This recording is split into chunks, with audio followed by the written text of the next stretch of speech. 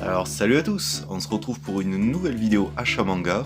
Donc comme je vous ai dit dans la précédente vidéo, j'ai fait un peu moins d'achats, enfin j'ai même pas fait d'achat du tout en mars. Du coup j'ai attendu un peu la fin du mois d'avoir le salaire pour faire les achats d'avril. Donc je suis allé voir un petit peu les boutiques d'occasion et j'ai pas trouvé beaucoup de choses, mais j'ai trouvé ce numéro 10 déjà, de Dragon Ball Super. Donc voilà, on commence l'arc de... Enfin, c'est déjà entamé l'arc du prisonnier Moro. Voilà, donc un volume que j'ai déjà lu et qui est très sympa. Voilà. Il y a pas mal d'actions, il se passe pas mal de choses. C'est un bon tome. Voilà. Donc, je pense que vous connaissez déjà, je vais pas m'attarder là-dessus. Après, en occasion aussi, j'ai trouvé le 28 de Seven Deadly Sins avec une très jolie couverture. Voilà, donc je l'ai eu à 5,20€ au lieu de 6,95€, ils sont. Voilà, une petite baisse, mais j'ai vraiment du mal à les trouver d'occasion, donc je suis un peu déçu. Donc j'en vois beaucoup d'offres sur internet, mais alors en magasin, je n'en vois pas beaucoup, malheureusement. Et après, je vous ai fait une vidéo la semaine dernière pour vous présenter Masamune-kun Revenge. Donc là, je vous ai fait une présentation directement, donc je vais vous montrer vite fait, mais si vous avez déjà vu ma vidéo, je vous conseille d'aller voir la vidéo si vous ne l'avez pas encore vue, pardon. Donc allez voir ça. Donc j'ai pris les deux premiers tomes, voilà le second.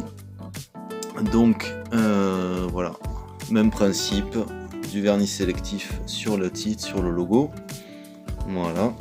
Alors le deuxième je l'ai pas encore lu, le premier je l'ai lu, c'est vraiment assez rapide, c'est une demi-heure, 35 minutes pour le lire.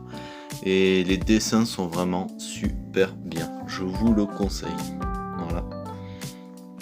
Je vous le conseille vivement. Voilà. Donc j'attends, le volume 3 il vient de sortir aussi, mais je vais pas le prendre tout de suite. Hein. J'essaie de modérer mes achats quand même, hein, un petit peu. Après, le World's End RM, pardon, donc le volume 10, donc là j'ai pris en 9, après tout le reste c'est du 9, sauf petite promotion, vous verrez, donc là ça continue, j'ai pas encore lu, mais voilà, ça reste dans le même esprit, voilà, le numéro 10. Après, le one-shot série en cours, on ne sait pas vraiment, de Burn the Witch, de Tite Kubo, l'auteur de Bleach. Donc là, encore une fois, un design assez particulier. Tite Kubo, il aime bien voilà, jouer un petit peu avec les codes. Donc là, c'est bien marqué sur la couverture, Don't judge a book by its cover. Donc ne jugez pas un livre à sa couverture. Donc quand on enlève la jaquette amovible, et ben du coup, on a une couverture déjà beaucoup plus jolie en couleur et tout, donc qui est beaucoup plus sympa. Voilà.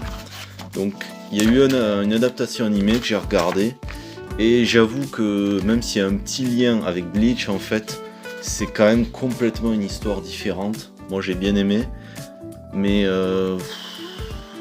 sans plus, vraiment, j'ai eu du mal à accrocher, même si je trouve que le dessin est très très bon, encore une fois, là c'est très abouti.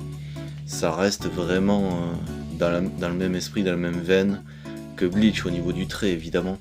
Mais on passe sur un univers complètement différent, je trouve quand même. Ça, j'ai eu du mal à saisir un peu le rythme, je trouve que ça allait un peu vite au niveau du rythme, au niveau de l'histoire. Et par contre l'animation est géniale, elle est formidable. Je vous conseille quand même de regarder, c'est des OAV en fait, c'est pas une série, c'est des OAV, des Original Animation Video comme on appelle ça. Et ça reprend vraiment l'histoire du manga trait pour trait. Donc si vous n'avez pas envie d'acheter le livre, vous pouvez aller voir ça, c'est sur... c'était sur... je me rappelle plus, le site de streaming, c'était pas Wakani, j'arrive plus à me rappeler, désolé. Voilà. Et ensuite, je me suis pris, parce qu'il y avait une offre spéciale, le roman de Shaman King, Faust 8. Donc, Éternelle Elisa. Donc là, c'est, on va dire, un roman qui a été réalisé en collaboration. Donc l'auteur, c'est Kakeru Kobayashi et de Hiroyuki Takei, évidemment, l'œuvre originale. Donc il y a une page couleur au début. Même deux. Son style a vraiment changé quand même au fil des années. Et bon, j'aime beaucoup ce nouveau style quand même, beaucoup plus fin, quand même plus affirmé. Très très joli. Voilà, donc pas grand chose à dire, je l'ai pas encore lu, je vais m'y attaquer bientôt je pense. Et ça a l'air vraiment très très bon, j'ai lu quelques phrases comme ça, les dessins sont sympas. Franchement les dessins sont jolis, qui illustrent aussi, ils sont vraiment très bien.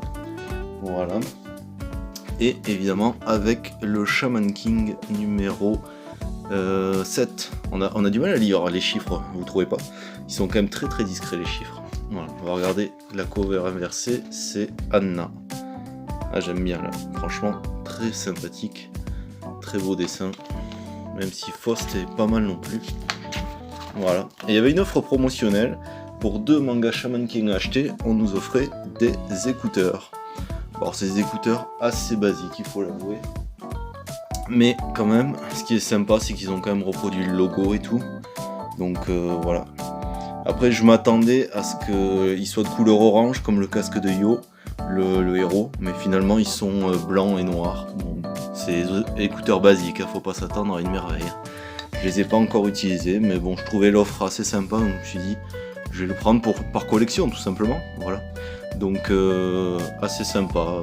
Voilà. Un petit truc à collectionner en plus, encore. Voilà. Et pour terminer, on a un truc que je pensais pas prendre, c'est le bateau de Thésée. Alors ça c'est un manga dont j'avais entendu parler par pas mal de youtubeurs comme Authentic Manga et Galamisama aussi. Et il y a une offre en ce moment, donc je vous les conseille. Ils sont à 3 € chacun, les 3 premiers. Donc du coup, j'ai longtemps hésité en magasin à les prendre. Parce que je me dis encore une nouvelle série et tout, et après ça va plus être à 3 € la suite. Donc est-ce que ça vaut le coup d'essayer? Parce que je suis pas sûr d'aimer. Et au final j'ai quand même lu le résumé, et ça m'a bien tenté. Donc c'est une histoire qui ressemble beaucoup au manga Erased, je sais pas si vous connaissez, qui avait eu un animé aussi. Et franchement j'étais très surpris par les dessins. Voilà. Donc c'est une histoire un petit peu de retour dans le passé, dont le héros en fait a un père qui est un ancien policier qui est soupçonné d'être un meurtrier, qui aurait tué toute une classe d'élèves avec un poison, il me semble, si je me rappelle bien. Donc voilà.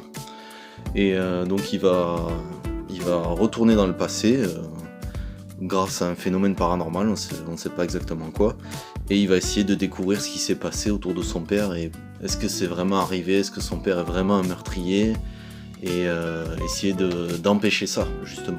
Voilà.